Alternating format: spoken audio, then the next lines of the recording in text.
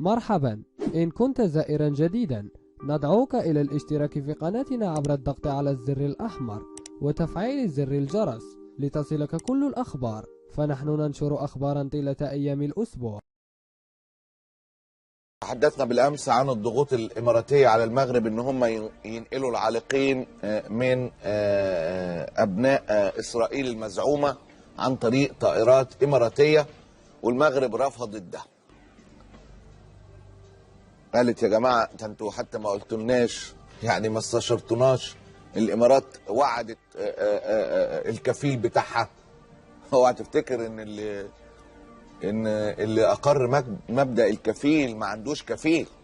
ده هو عايش في ذل واهانه اكتر من اللي عايش تحت ايدين الكفيل. قال لك ما ينفعش، المغرب قالت ما ينفعش الامارات تتكلم مع الكفيل بتاعها وتتفق واحنا ما نعرفش حاجه عن الموضوع. وصلت لنا رسائل كتيره لمواطنين من المغرب عالقين في عده دول عربيه واوروبيه. هؤلاء مغاربه عالقون. السلام عليكم، أنا سفيان مواطن مغربي ديال السعودية. كنهضر باسمي واسم ما يقارب 10,000 مغربي كتعاني بصمت. كنعيش واحد الوضع مزري. توقفنا عن العمل ما يزيد على 22 يوم، وتوقفت الرواتب ديالنا. المصاريف اللي كانت عندنا كملاش، وأنا المعيل على العائلة. عندنا حالة تجوال 24 ساعة على 24 ساعة، بالرغم ما كيتوفرش لنا الأكل، وعدم الرد من طرف السفارة لعدة مرات. العديد من المغاربة كيعيشوا نفس الوضع، منا من يعيش في الأسواق. كنطالبوا من جلالة الملك محمد السادس بترحيلنا للمغرب أقرب وقت مستعدين للحجر الصحي. السلام عليكم، معكم رضا زرار من المغاربة العالقين في أوروبا، بالضبط في صربيا. كنت قدمت طلب رجوع للمغرب، تكلمت مع السفارة، اتخذوا معي الإجراءات. كنت راجع للمغرب في 20 مارس. من بعد قبل العودة ب4 أيام كان نتفاجئوا أن المغرب غلق حدود البرية ديالو والبحرية والجوية دون سابق إنذار. الفلوس كملوا، كنت في الأوتيل، وليت لي عايش مع واحد الملجأ مع السوريين والعراقيين. الحمد لله، قدر الله ما شاء فعل. هذه الرسالة هذه كنوجهوها لصاحب الجلالة الملك محمد السادس رحمه الله، باش يشوف محالنا ويرجعنا لبلادنا. وحنا كنطلبوا من جلالة الملك يتخذ اجراءات باش يرجعونا للبلاد، وحنا كنعانيو في السلطة على فلوس. كلشي كملنا.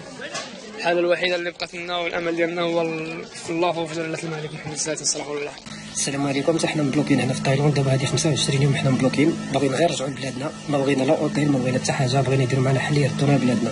هذه دابا 25 يوم حنا المعاناه كل نهار. السلام عليكم، احنا حاصلين على 25 يوم بلا حل بلا والو. كنشوفوا خصنا يديروا معنا شي حل بعدا يرجعونا لبلادنا في اقرب وقت. هادشي بزاف هنا معاناه ولو غير كثر. الله يدير لنا شي تاويل الخير، وتنطلب من الحكومه يردونا لبلادنا في اقرب وقت. السلام عليكم ورحمه الله تعالى وبركاته.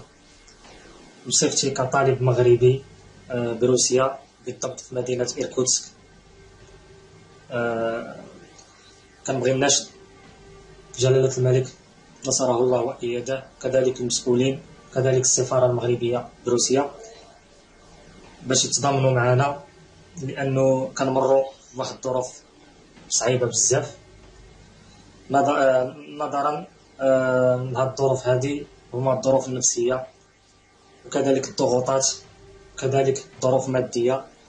فلهذا نلتمس من صاحب الجلالة نصره الله وأيده وكذلك المسؤولين باش يلقاو لنا شي حل قصد العودة إلى أرض الوطن. وحنا كطلبة فنحن مستعدون فور وصولنا للمغرب الحبيب باتباع الحجر الصحي والمدة ديالو، كذلك اتباع كافة التعليمات اللي غتمليها علينا السلطات. وحنا مع المغرب، وبصفتنا كطلبة مغاربة وبصفتي كطالب مغربي راني كنموت على المغرب. ونناشد صاحب الجلالة نصره الله وأيده وعاش الملك، شعارنا الخالد الله الوطن الملك. السلام عليكم، أنا طالبة بمدينة باريس بفرنسا. كندوي باسم بزاف الطلبة باش نشرح الوضع ديالنا. كنت تعتبر من أكبر المتضررين ملي بدات هذه الأزمة، حيت أنه فقدنا العمل ديالنا اللي كان كيساعدنا باش نحتوي على بزاف ديال المصاريف، سواء الكراء أو القوت. الوالدين ديالنا أو الناس اللي ضامنين لنا الوضعية ديالهم في المغرب بحكم العمل أصبحت لا بأس بها. وبالرغم من هذه المعاناة صبرنا وصبرنا على ود الهدف اللي جينا على قبله هو الدراسة.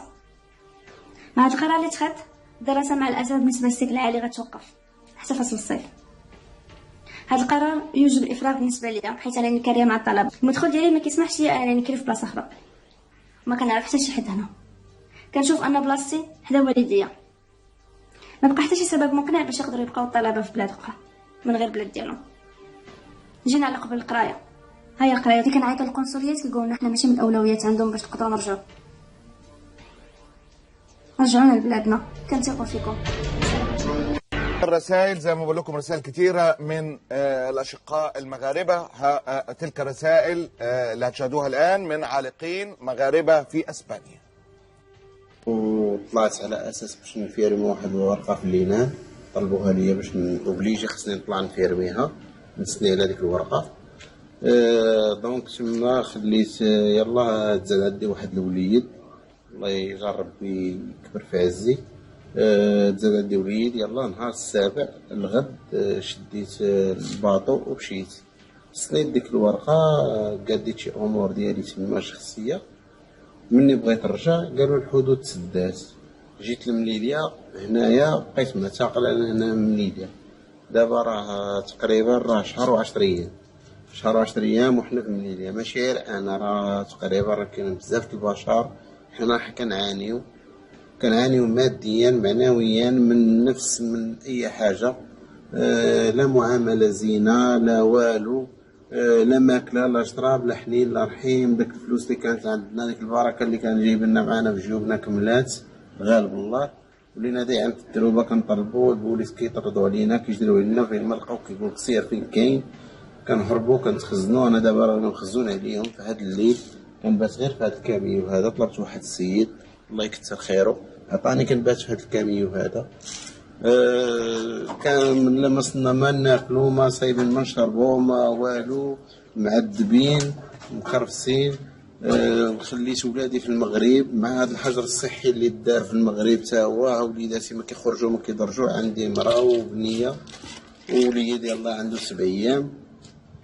دابا راه وصل شهر قرب يكمل شهرين ولا شنو هو، ما كاينش اللي كيجيب لها حتى خبزه. الميساج هذا بغيت نوصلو لجلاله الملك الله ينصرو ويطول في عمره، يشوف من حالنا في اقرب وقت ممكن، يدخلنا عند وليداتنا، يدير لنا الحجر الصحي في اي مكان. حنا مهربانين من والو. حنا ضربنا شهر و10 ايام هنايا، 15 يوم ديال الجوع والله القسم. الى 15 يوم ديال الجوع كنفطر بالماء والتمر والحليب اللي غدايا وعشايا. هو هذا الحليب هذا كطلب ناس كاين اللي كيعطيك كرواسه وافيه من شهر 3 كل واش. المهم كل اللي كتوقف قدامه كيعطيك هذه الورقه اللي كيعطيها لك، كيعطيك وافي. كاين اللي كيعطيك المهم دار خير، كيعطيك وافي ولا عطاك هذيك دار خير. كتبغي تتحرك البوليس ما كيخلوكش تحرك. فين ما تمنمنتي ارى الباسبور منين جاي، لا جيتي لا مشيتي فين ساكن كذا. هذه كنتسلتوا ليهم الناس اللي شدوك كيديو لواحد البلاصه. راه عندي فيديوهات ديالهم، الناس معذبه مكرفسه دايرين لهم غير واحد ديال الملعب ديال الكره ديال الباسكيت جامعين فيه تقريبا 400 ديال البنات. لو كان انا دابا حاليا يشدوني غيديوني عندهم حتى انا غنشرك معاهم. كنطلب من جلاله الملك كنطلب من السلطه ديالنا. هي رسائل كتيره كمان في مغاربه عالقين في فرنسا. طبعا غني عن البيان هذا البرنامج ملك لكل حياه الامه، ما حدش نسبته اكبر من الثاني. احيانا بنجور على الحقوق لكن بدون قصد وبنعتذر عن ده. لسه سامحونا استغاثات مغربيه وهذه المره من فرنسا. معكم فهد الشاوي، مواطن مغربي عالق بفرنسا كبضعة آلاف المواطنين اللي في نفس الوضعية. بطبيعة الحال يمكننا غير نأيدوا القرارات الصائبة اللي اتخذتها بلادنا، ويمكننا غير نفتخروا أعز الافتخار بالعمل الجبار اللي كتقوم به السلطات والأطقم الطبية والحكومة من أجل حماية المواطنين ديالنا من هذا الوباء. فبعد إغلاق الحدود حسينا بواحد الخوف وبواحد الهلع رهيب اللي قدرنا نجوزوا جزئيا، لحقاش قلنا بلا بلادنا ما غتسمحش فينا في هذه المحنة هذه، وبلا أنها خصها بعد الوقت لتنظيم عملية ترحيل المواطنين العالقين بالخارج. فانتظرنا 4 أسابيع، وهذه ال4 أسابيع كانت قاصحة وكانت لها نتائج وخيمة على الصحة الجسدية والنفسية ديالنا. حقاش ظروف العيش ديالنا بدات كتدهور يوم بعد يوم، خاصه الموارد الماليه التي كانت بحوزتنا بدات تنفذ، زياده على التفكير في الاهل ديالنا اللي خايف علينا واللي محتاج لنا نكون واقفين بجنبه في هذه اللحظات الصعبه. فصبرنا وانتظرنا تواصل ديال السيد وزير الخارجيه معنا باش يبشرنا بتاريخ للعوده، ولكن تفاجأنا بالجواب الصادم للسيده الوزيره المنتدبه اللي صرحت بطريقه غير مباشره في الاجتماع ديالها مع لجنه الخارجيه على انه بلادنا كتشوف فينا كتهديد للامن الصحي للمواطنين المتواجدين داخل التراب الوطني، وما كتفكرش حاليا بالعوده ديالنا الى ارض الوطن. الغريب في الامر واللي هو كي زيدنا حزن والام واحباط هو انه كنشوفوا بعض الدول اللي متفشي فيها الفيروس بطريقه كبيره، ومع ذلك تقوم بترحيل المواطنين العالقين ديالها كفرنسا او كتركيا. وكنشوفوا دول اللي ميمكنناش نقارنوها مع المغرب من ناحيه الامكانيات ديالها ولا من ناحيه البنيه التحتيه ديالها كالسودان او كموريتانيا، ومع ذلك تقوم بترحيل المواطنين العالقين ديالها. فالمغرب اللي ما بغاش يتفهمنا هو كنشوفوه بلا لا يحرك ساكنا من اجل مواطنيه العالقين. هذا الوضع ما يمكنلوش يدوم. حنايا كنقول لكم بلا مستعدين بالالتزام يعني بالحجر الصحي بالطريقه اللي كتشوفها الحكومه مناسبه، وكنتوجهوا بنداء. ده جزء يسير جدا من رسائل الكتير اللي جات لنا خصوصا للاشقاء المغاربه. بيقولوا لي كمان في بنت بذلت مجهود كبير اسمها خولة عالقة مغربية وجمعت لينا فيديوهات كتيرة، وكمان هي بتناشد العودة للمغرب. فسامحونا، مهم جدا كمان نسمع صوتها.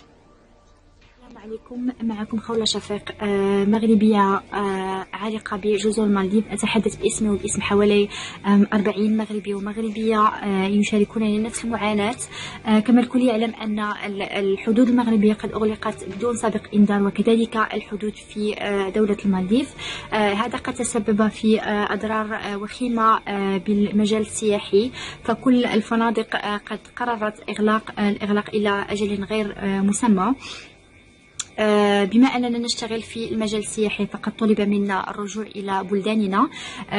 معظم الجنسيات قد تم ترحيلها من طرف دولهم، إلا نحن المغاربة قد تواصلنا مع القنصلية المغربية في دولة الهند، وللأسف بدون أي حل. الرد كان هو يجب عليكم الصبر، نحن لا نتوفر على حلول حاليا.